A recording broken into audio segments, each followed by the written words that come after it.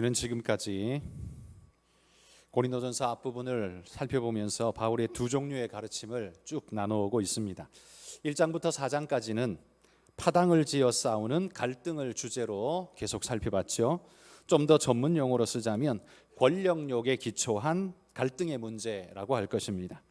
이들의 파당 문제는 단순히 누구 파냐라는 문제라기보다 인간의 권력욕에 대한 문제였습니다. 그리고 5장에서 7장까지는 남녀 관계와 관련된 문제를 다루었죠. 음행, 결혼, 이혼, 재혼, 독신, 이 모든 것들의 핵심은 인간에게 있는 욕구가 어떤 방향으로 흘러야 하는가에 대한 말씀을 나눴습니다. 그리고 앞으로 살펴볼 8장부터 10장까지는 우상 숭배와 관련된 문제를 다루도록 합니다. 오늘은 우상에게 바쳐진 제물을 먹어도 되는가라는 문제를 함께 나누도록 하겠습니다. 고린도시에는 이방신을 숭배하는 신전들이 많이 있었습니다. 우리가 잘 아는 헬라의 무수한 신들이 하나같이 숭배자들을 거느린 신전을 두고 있었죠. 신전에 찾아온 예배자들은 양이나 소와 같은 제물을 드림으로써 자기의 신을 찬양했습니다. 여기 드려진 제물 중에 기름진 부분은 불태워서 신께 드리고, 나머지 그 다음 가장 좋은 부위는 제사장에게 주고, 나머지는 관리나 혹은 이 제사를 지낸 제사자에게 주어지게 됩니다. 그런데 이 고기를 받은 제사장이나 고위 관리들은 고기를 집에 가져가서 먹기도 하지만 많은 부분은 시장에 내다 팔기를 자주 했습니다. 고린도 사람들은 자신들이 시장에서 사는 고기가 신전의 제사에 드려졌던 고기가 흘러나온 것이라는 걸 모르는 사람이 없었습니다. 그리고 사업 수완이 뛰어난 장사꾼들은 제사장과 결탁을 해서 신전 안에 혹은 신전 옆에 신전에서 나오는 최고급의 고기를 재료로 해서 운영하는 고급 음식점을 차리기도 했습니다. 이렇게 한번 생각해 보십시오. 이방 신전 바로 옆에 최고급 스테이크 집이 운영되고 있는 거죠. 이건 제사장과 결탁해서 그 제물로 잡혔던 것이 나오면 그 최고의 부위를 이 스테이크점에 옮겨지고, 이 스테이크점에서는 그 고기를 요리해서 팔게 된다면, 여러분, 이 요리는 값이 얼마나 비싸고 또 맛은 또 얼마나 좋았을까요? 분명히 레스토랑은 입소문을 타고 사람들이 북적이며 고위급 인사들이 즐겨 찾는 그런 식당이 되었을 겁니다. 부유한 사람들은 바로 이곳에서 연회를 베풀며 최고급의 연회의 식사를 대접하는 것이 그들의 프라이드와 같이 여겨졌을 겁니다. 그런데 이런 연회에 자기 혼자 먹는 게 아니죠. 누군가를 초대할 때 초대장을 쓰는데 그 초대장에도 신의 이름이 들어갑니다. 예를 들면 이런 거죠. 제우스의 이름으로 당신을 몇 날 몇 시 어느 장소에 당신을 정중히 초대합니다. 이런 초대장을 써보내는 겁니다. 이 초대장을 누구에게 줄까요? 자기와 관계되어 있는 혈연, 지연, 학연 혹은 이윤 관계에 걸려 있는 사람들에게 초대해서 그들을 대접하는 데 사용되었겠죠. 그런데 바로 그렇게 초대된 사람 중에는 고린도 교회 성도들도 있었다는 거죠. 예수 그리스도를 주로 고백하는 이 믿음의 선자들이 이방 신전에서 나온 이 음식, 이 고기를 가지고 요리한 이 음식 식당에 초대되었습니다. 이들은 깨름직한 마음이 없을 수가 없었을 겁니다. 자신이 귀신의 제사에 참여하는 것 같은 그런 느낌이 들어서 그 초대에 응하지 않는 이들도 있었을 겁니다. 11절에 보면 이런 이들을 가리켜서 믿음이 약한 자들, 이렇게 표현을 합니다. 그러나 이들과는 다르게 이런 것에 전혀 구애치 않고 그 모든 것을 먹는데 주저함이 없는 사람들이 있었습니다. 이들은 여기 믿음이 약한 자들과 반대되게 믿음이 강한 자들이라고 표현할 수 있겠지요. 이 두 표현 속에서 이미 이들에 대한 평가와 정죄가 나왔다라고 생각이 됩니다. 바로 이것이 고린도 교회의 문제였습니다. 신전 레스토랑에 초대받은 자들이나 혹은 시장에서 고기를 사 먹는 성도들은 생각하기를 신전 제사에 거쳐 나온 고기라 할지라도 아무런 거리낌이 없다. 왜? 그 제사는, 예배는 허상, 그 우상은 허상이기 때문이다 라는 거죠. 그것이 이름만 있을 뿐 존재하지 않는 우상일 뿐인데 그런 제사에 드려진 제물은 그저 고기일 뿐 특별한 의미를 갖지 않는다는 거죠. 그러니 우리가 먹는데 주저할 필요가 전혀 없다라는 겁니다. 그러나 반대로 이 고기를 먹을 수 없는 사람들이 있었습니다. 이 고기를 볼 때마다 자신이 얼마 전 예수 믿기 전에 바로 그 우상 신전에서 제사를 지내던 것이 자꾸만 떠오르는 겁니다. 이 고기를 먹고 마시며 즐기던 때가 생각납니다. 그러면서 자신이 섬기던 신을 찬양하던 기억이 선명한 거죠. 그런데 예수 믿는 지금 이 고기를 대하는데 그저 고기로만 대할 수가 없는 겁니다. 왜냐하면 자꾸만 과거에 그 우상에 섬기던 때가 생각나기 때문이죠.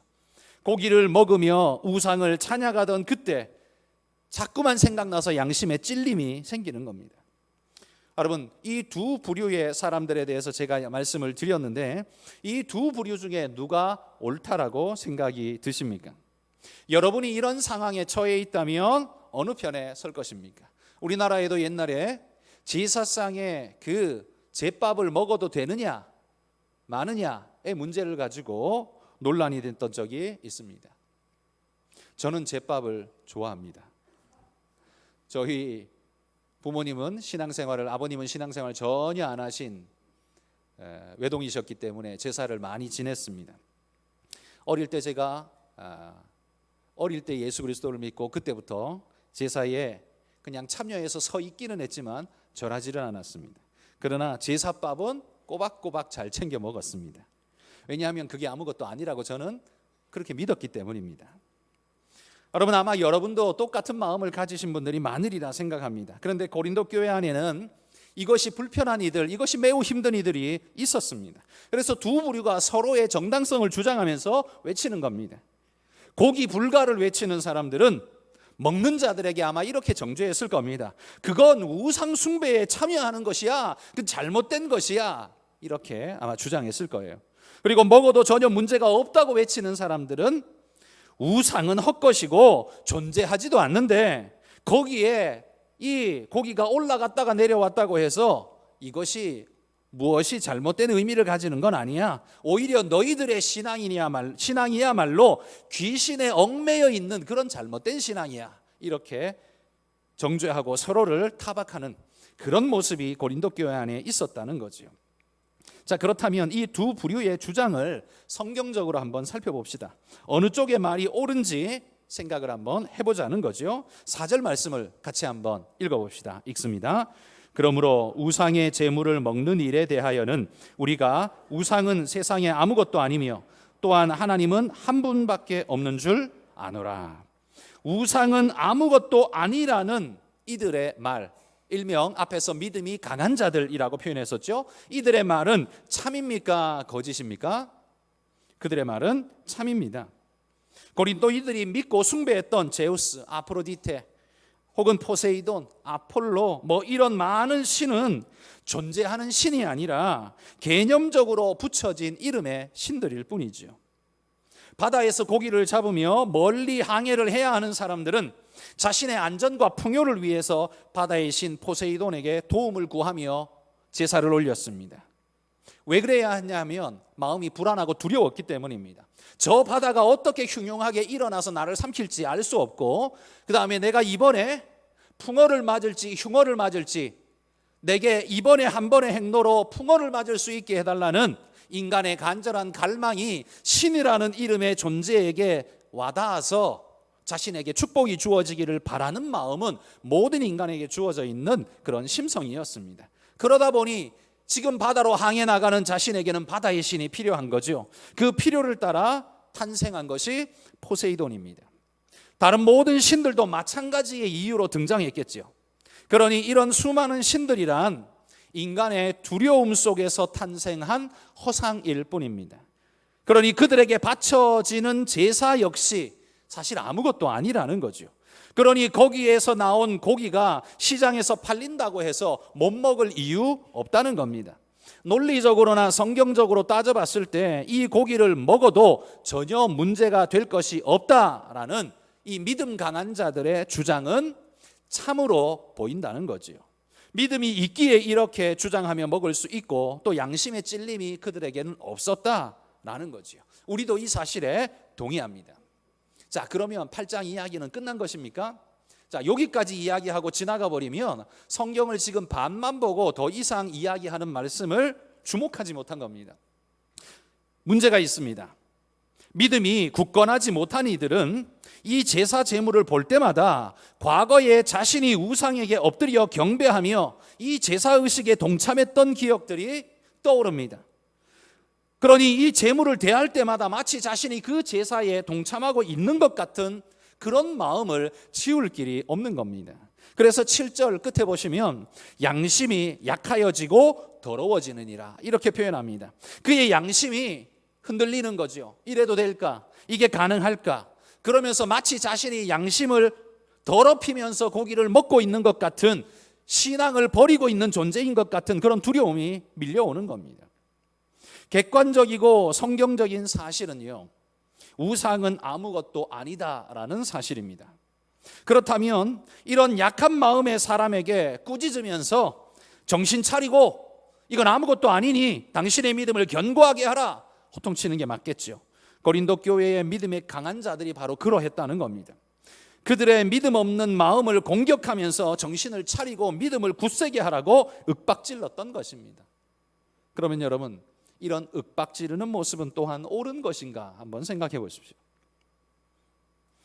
우상은 허상이다라는 이 명제는 참인데 그 참된 명제에서, 논리에서 파생된 그들의 삶의 양태, 그들이 지금 보여주고 있는 삶의 양태는 옳은가? 윽박지르며 정죄하고 있는 그들의 행태는 옳은가라는 질문입니다. 바울은 이 질문, 이 문제를 거론하기 전에 1절에서 이렇게 이야기했습니다. 1절 같이 한번 읽어봅시다. 우상 제물에 대하여는 우리가 다 지식이 있는 줄을 아나 지식은 교만하게 하며 사랑은 덕을 세우나니. 고린도 성도들이 지식이 있는 줄 스스로 생각하고 행동합니다. 어떻게 해요? 그거 우상은 헛것이야. 지식이 있죠. 그 지식에 기초한 행동이 나옵니다. 그러나 그런 지식은 교만하게 만들 수 있다라고 바울은 지적하고 있습니다. 이게 고린도 교회에서 나타나는 문제였습니다. 알고 있는 그 사실이 믿음 약한 자들을 윽박지르는 무기로 탈바꿈해버렸다는 거지요. 나는 알고 너는 모른다. 그러니 너는 아무 소리 하지 말고 나를 따르라 라는 요청이, 이 강요가 그들에게서 나오는 거죠. 바울은 그들의 지식, 다시 말해서 우상은 헛것이라는 사실에 대해서는 지금 전적으로 동의하고 있습니다. 그러나 그런 사실과 달리 그들의 행동에 대해서는 동의해 주고 있지 않습니다. 왜냐하면 그것이 사실이라 할지라도 사실을 가지고 교만으로 끌고 가는 건 잘못이라고 보았기 때문이죠. 교만에 빠질 뿐이라는 겁니다. 여러분, 교만의 특징이 뭡니까? 교만은 자신을 자랑하고 자신을 높이고 자신을 강조하고 자기 중심적인 존재가 되는 겁니다. 그런데 성경이 말하는 교만의 결과는 뭡니까? 한결같이 교만의 결과는 패망입니다. 교만은 사실이 틀렸기 때문에 나타나는 현상이 아닙니다. 내가 사실을 사실대로 모르기 때문에 교만이 나오는 게 아니라는 말이에요. 우상은 헛것이라는 성경적으로 바른 사실을 가졌음에도 불구하고 그들이 만들어내는 삶의 태도와 결과는 진리가 아니라 교만일 수 있다는 사실을 오늘 성경이 말한다는 거죠. 바울은 믿음이 있다고 여기는 자들의 바른 지식이 자신들의 권위와 주도권의 재료로 사용될 수 있는 것을 거부하고 있습니다. 그러면 그것이 어떤 길로 가야 됩니까? 1절에서 말했습니다. 사랑은 덕을 세우나니. 너희가 가지고 있는 지식이 교만의 길로 흘러가면 그건 잘못 쓰인 것이고 사랑의 길을 흘러가서 아름답게 결론을 맺어야 한다라는 겁니다. 교만으로 가면 안 되고 덕을 세우는 길로 가야 한다는 거죠. 그러면 바울은 지금 이 많은 사람들이 먹어도 된다라고 하면서 그걸 즐기면서 먹지 못하고 있는 이 쭈뼛거리고 있는 사람들을 향해서 핀잔을 주고 정죄하듯이 말하고 있는 이 현실 속에 이 정죄에 당하는 이 약자들의 편을 들어주려고 바울이 억지로 이런 말을 하고 있는 겁니까? 아닙니다. 오늘 말씀 8장을 여러분 유심히 잘 살펴보십시오. 바울은 둘 중에 누구의 편을 들고자 하지 않습니다. 바울은 둘 중에 일방적으로 누구의 편을 들고 있지 않습니다.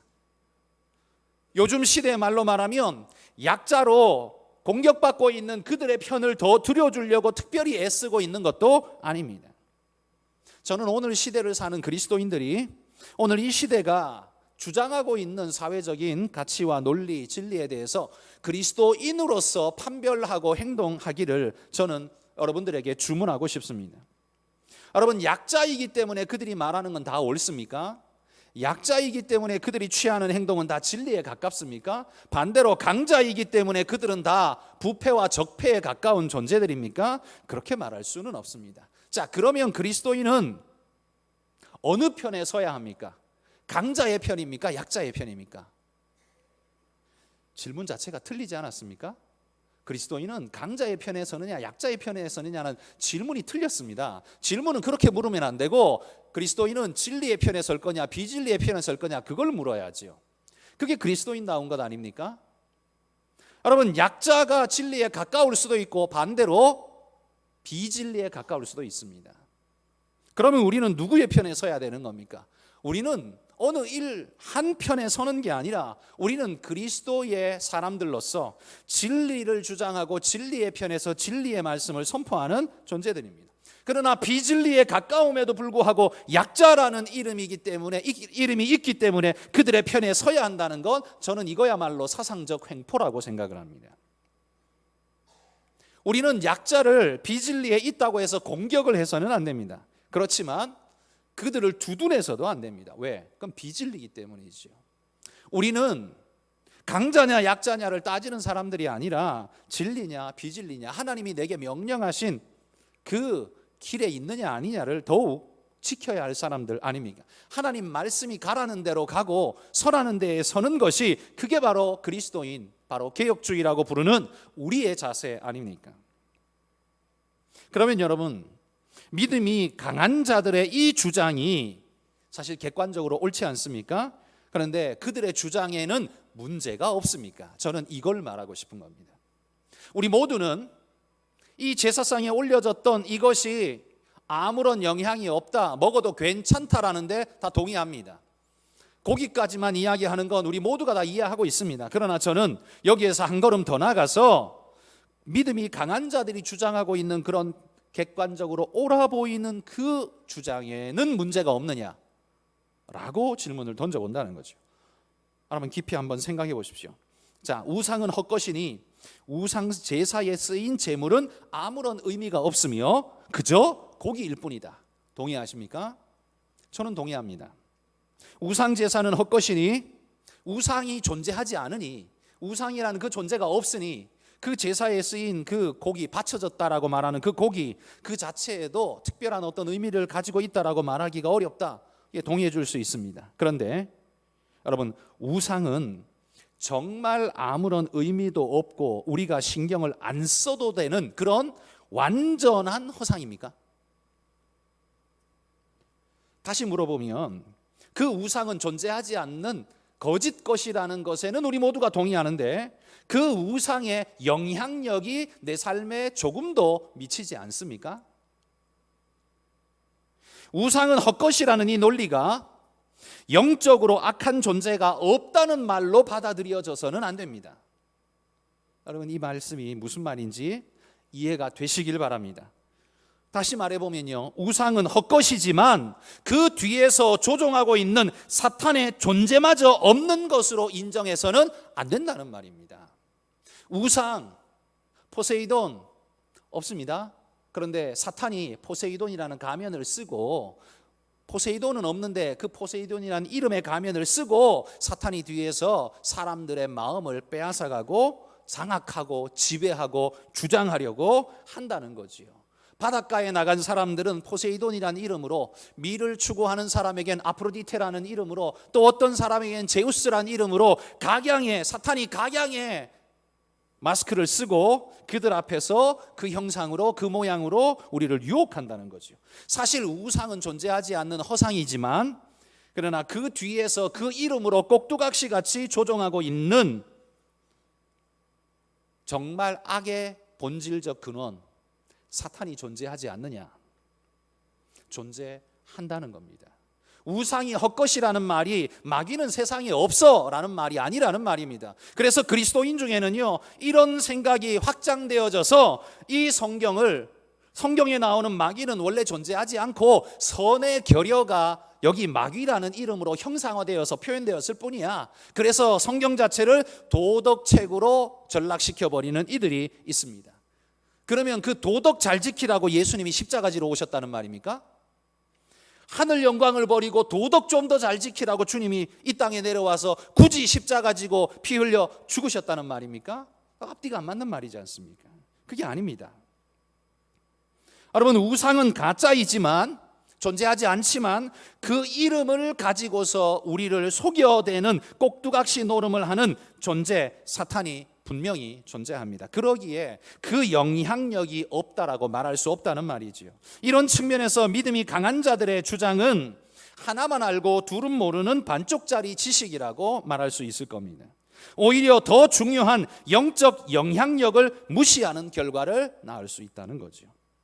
우상은 헛것이야, 그러니 재물 그거 신경 안 써도 돼. 틀린 말은 아닌 것 같은데요.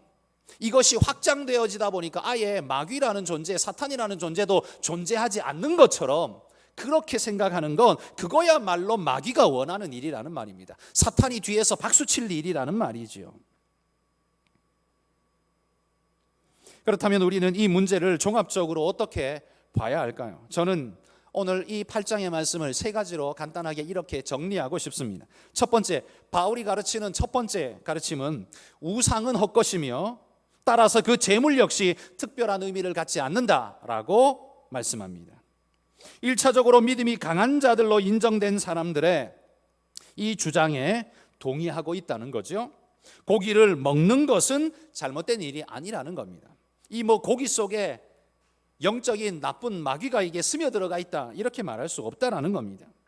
우상 숭배에 동참하는 일이라고 보기 어렵고, 그런 식으로 생각한다면 교회는 세상으로부터 세상 밖으로 멀리 우주로 나가야만 할 것입니다. 여기서 바울의 핵심은 먹어도 된다라는 말을 하고 싶은 게 아니라요, 우상은 헛것이라는 데 포인트가 있는 겁니다. 자, 첫 번째 가르침, 우상은 헛것입니다. 이건 믿음이 강한 자들이 공유하고 있는 이해입니다. 근데 두 번째 가르침이 있습니다. 바울의 두 번째 가르침은 지식이 참된 지식이 되려면 철저히 사랑에 근거해야 한다라고 말씀하는 겁니다. 자, 그들이 주장하는 옳은 지식은 틀린 것이 아니었습니다. 우상은 허상이라고 말하는 그들의 표현은 정확한 표현이었습니다. 그리고 거기에 들여진 재물 고기를 먹는 것도 문제가 없다는 거죠. 여기까지는 문제가 없습니다. 그런데 뭐가 문제입니까? 문제는 틀리지 않는 지식으로 틀리게 강조하는 것이 문제입니다. 자신들의 옳음을 앞세워서 믿음이 연약한 자들의 연약을 정죄하고 압박하고 더 나아가서는 자기 자랑으로 삼는 행위는 옳은 행위가 될 수 없다라는 거죠. 바울은 그걸 지식이라고 말하지 않고 교만이라고 지금 말하고 있는 겁니다. 그들의 알매 내용은 틀리지 않았습니다. 우상은 허상이다. 알매 내용은 틀리지 않았습니다. 그런데 안다는 사실 자체가 이끌어가고 있는 방향성은 틀렸습니다. 어디로 가고 있습니까? 교만으로 가고 있거든요. 그 교만은 반대로 다른 사람을 정죄로 끌고 가고 있거든요. 바울은 그것을 거부하는 것입니다. 스스로를 교만하게 하고 다른 사람을 정죄하게 만드는 이 방향은 결코 동의할 수 없다라고 말합니다. 그래서 여러분, 우리는 여기서 주목해야 할 중요한 사실 한 가지가 있습니다. 뭐냐 하면 옳은 사실을 가지고도 마귀적인 결과를 낳을 수 있다라는 사실입니다. 이게 얼마나 충격적인 이야기입니까? 틀리지 않은 이야기를 하면서도 마귀적인 결과를 우리는 낳을 수 있다라는 말이에요. 세상은 내 말이 틀리지 않았다는 사실에 집중할 겁니다. 그러면서 나머지는 다 오케이, 통과라고 말할 겁니다. 그러나 성경은 말이 옳다 하더라도 방향성과 결과가 옳아야 한다라고 강조하고 있습니다. 자신이 옳다는, 틀리지 않다는 사실이 만들어내는 그 무모한 결과는 교만으로밖에는 나타나지 않는다는 거지요. 자신이 틀리지 않았다는 걸 극구 강조하는 사람은 왜 그렇게 강조할까요? 도대체 이유가 뭘까요? 교회를 세우려고? 공동체를 건강하게 세우려고? 아니죠. 그게 바로 교만입니다. 바울이 강조하는 바는 내가 알고 있는 사실이 형제를 세워주고 옳고 바른 교회로 성장하는 밑거름이 되게 하는가를 우리에게 묻고 있습니다. 내가 알고 있는 나의 옳음이 틀리지 않았다는 걸 강조하며 교만으로 가는 사람은 철저히 이기적인 사람입니다. 그러나 내가 알고 있는 사실이 형제를 세워주고 옳고 바른 교회로, 옳고 바르게 교회를 든든하고 건강하게 세워주는 밑거름이 된다면 후자는 이타적인 지식자라고 말할 수 있을 겁니다. 여러분, 우리는 어떤 지식을 가지고 이 공동체에서 생활하고 있습니까? 여러분은 어떤 지식을 가지고 이 공동체를 잘 섬겨가고 있습니까? 그래서 성경이 요구하는 지식은 이거라고 바울이 1절에서 못을 딱 박아두고 이 이야기를 풀어갑니다. 지식은 교만하게 하고 사랑은 덕을 세우나니, 이렇게 말합니다. 여러분, 옳은 사실을 가지고도 마귀의 들러리가 될 수 있다라는 사실이 얼마나 무서운 사실입니까? 여러분, 이거 생각해 보셨습니까? 내 말이 뭐 어디 틀렸어? 우리는 싸우다 보면 이런 말을 종종 할 때가 있죠. 이런 말을 종종 듣습니다. 제가 자주 말씀드리지만 이런 말을 굳이 내뱉어야 하는 사람은 상황적으로 이미 틀렸다라고 말할 확률이 높다라는 겁니다. 여러분, 지식은 교만하게 하고 사랑은 덕을 세운다는 이 말씀을 기억하십시오. 내 지식이 형제와 교회를 세우는 덕스러움으로 나타나지 않는다면 하나님께 옳다 칭찬을 받을 수 없다는 사실입니다. 그래서 지식이 참된 지식이 되려면 틀리지 않아야 한다. 이게 세상적인 개념이라면 교회적인 개념은, 성경적인 개념은 지식이 참된 지식이 되려면 틀리지 않아야 하지만 더불어 사랑에 근거해야 한다라는 사실을 강조하는 것입니다. 바울이 말하는 세 번째 가르침은요, 형제를 실족해 한다면, 비록 그것이 틀린 말이 아니라 할지라도 형제를 실족해 한다면 나는 고기를 먹는 일을 영원히 하지 않겠다, 이렇게 결단하고 있습니다. 바울은 우상은 헛것이며 우상 제물도 아무것도 아니다라는 사실에 동의하지만 이런 사실보다 더 중요하게 생각하는 건 형제를 실족시키지 않고 사랑으로 세워가는 것, 이게 훨씬 더 중요하다라고 말하는 겁니다. 바로 거기에 바울의 포커스가 있는 것입니다. 바울은 형제를 실족해 하느니 내가 영원히 고기를 먹지 않겠다. 고기를 안 먹어? 그러면 너는 저 사람들처럼 같은 이야기를 하는 거야? 저 사람 편이야? 사람들은 그렇게 말할지 모르지만 바울은 그게 아닙니다. 고기를 안 먹는다고 해서 그 사람 편이 아니라 그는 형제를 얻기 위하여, 교회를 얻기 위하여, 구하기 위하여, 세우기 위하여 자기는 영원히 고기를 안 먹는 한이 있어도 나는 형제가 더 중요하다는 말을 하는 거죠. 형제를 구할 수만 있다면 어떤 손해도 감수하겠다, 이런 말을 지금 하고 있는 겁니다. 이 말씀은 예수님의 가르침과 여러분 일맥상통하지 않습니까? 마태복음 18장 6절에 예수님은 우리에게 이렇게 말씀하셨습니다. 같이 한번 읽어봅시다. 누구든지 나를 믿는 이 작은 자 중 하나를 실족하게 하면 차라리 연자맷돌이 그 목에 달려서 깊은 바다에 빠뜨려지는 것이 나으리라. 나를 믿는 이 작은 소자 중에 하나를 실족해 하는 거, 차라리 그럴 바에는 차라리 내가 연자맷돌을 목에 메고 깊은 바다에 빠뜨려지는 게 낫다. 이거 자살이잖아요. 그러니까 죽는 것보다 차라리 내가 죽는 게 더 낫다라고 말하는 예수님의 정말 끔찍한 이야기 같습니다. 그런데 이건 비유적인 말씀이죠. 그만큼 형제를 실족해 하는 일은 하지 말라라는 말씀을 지금 주님이 하시는 겁니다. 주님은 한 영혼을 잃지 않기 위해서 무엇까지 해야 하는가를 말하고 있는 거지요. 예수님의 핵심 포인트가 어디에 있는가를 보여주는 말씀입니다. 바울 역시 옳고 그름의 최종적인 판단 여부를 틀리지 않았는가? 내 말이 뭐가 틀렸어? 그게 아니라 형제를 세우는가? 교회를 세우는가? 바로 거기에 포커스를 두고 있다고 말하는 거죠.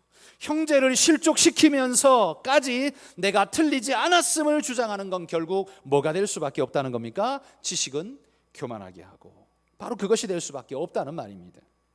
하나님이 기뻐하시는 우상 제물은 아무것도 아니기에 하나님이 기뻐하시는 그 길, 그건 그 고기를 먹느냐 마느냐에 있는 게 아니라 형제를 더 튼튼하고 건강하게 세우고 사랑으로 세워주는 일에 있다는 사실을 믿고 행하는 것, 그게 바로 바울이 고린도 성도들에게 요청하고 있는 가르침이라는 말입니다. 여러분, 바울의 포커스는 지식에 있는 게 아니라 사랑에 있습니다. 우리는 이 8장을, 고린도전서 8장을 읽을 때마다 쭉 읽다가 보면 다 아는 내용이잖아요. 그러다 보니까 그냥 대충 스킵해 넘어갑니다. 그래, 뭐 고기 먹어도 된대. 그리고 8장 대충 건너뛰고 9장으로 훅 가버립니다.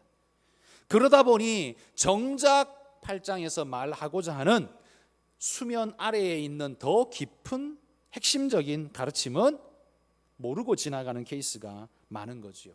앞에서도 제가 말한 것처럼 우리의 틀리지 않음이 반드시 맞음을 말하는 것도 아니고, 또 틀리지 않은 것이 오히려 마귀의 들러리가 될 때도 있다라는 이 무서운 이야기를 마음에 새길 수 있어야 한다는 겁니다. 그러므로 성도 여러분, 우리의 지식이 사실에 부합한가를 따지는 것도 중요할 것입니다. 왜? 틀린 말을 하면 안 되잖아요. 그래서 사실에 부합한가는 중요한 문제입니다. 그러나 그거보다 더 중요하게 여기라고 주님 말씀하는 건, 그건 사랑이라고 말합니다. 당신이 그를 정죄하기 위해서 지식을 쓰고 있다면 그 지식은 가치 없는 것이고, 당신의 잘남을 과시하기 위해서, 당신의 높음을 나타내기 위해서 그 지식을 쓰고 있다면 그거는 의미 없는 것이고, 당신이 사랑으로 그 형제를 세워주고 교회를 건강케 하고 붙잡아주기 위해서 당신이 그 사랑으로 그 지식을 쓰고 있다면 그것이야말로 아름다운 것이라고 바울이 이야기를 하고 있다는 겁니다. 그러므로 지식의 정답은 틀리지 않음이 아니라 사랑에 있다 말하는 겁니다. 세상은 그냥 틀리지 않으면 그게 정답이지라고 말할 겁니다. 그러나 지식의 정답은 틀리지 않음에 있는 게 아니라 사랑에 있습니다. 오늘 성경이 가르치고 있는, 바울이 싸우고 있는 고린도 교회를 쳐다보면서 얼마나 안타깝겠습니까? 그 중에 뭐 누구 편을 들고 싶겠습니까? 그들을 바라보며 바울이 말합니다. 지식의 정답은 틀리지 않음이 아니라 사랑에 있느니라. 그러니 너희도 서로가 서로를 위해주고 세워주는 사랑의 측면에서 여러분들의 지식이 아름답게 쓰일 수 있도록 하라. 여러분, 이 명령을 하고 있는 것이죠. 여러분, 우리의 지식이 바울 사도의 이 가르침을 따라서 사랑의 열매를 맺는 아름다운 지식이 될 수 있기를 소망합니다. 우리의 잘남이나 교만의 근거로 나의 지식을 삼는 것이 아니라 하나님의 사랑의 증거로 우리의 지식을 쓸 수 있는 그런 믿음의 모든 성도들이 되시기를 주의 이름으로 축복합니다.